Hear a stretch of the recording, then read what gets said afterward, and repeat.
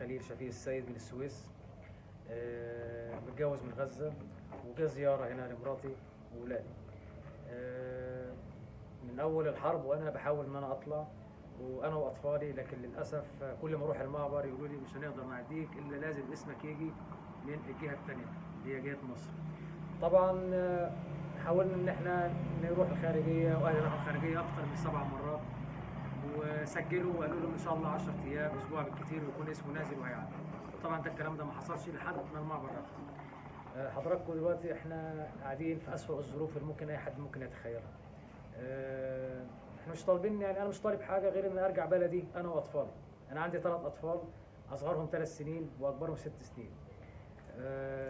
مدى المعاناة اللي احنا بنشوفها أنا والأولاد هنا هو يعني مش قادر إن أنا أوصفها.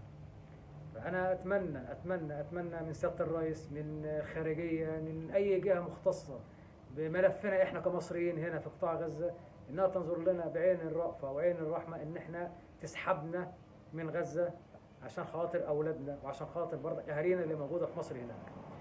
فده اللي أنا أقدر أقوله، وأتمنى إن صوتي يوصل وصوت كل المصريين الموجودين برضه في قطاع غزة يوصل، وتشوفوا لنا حل في الموضوع.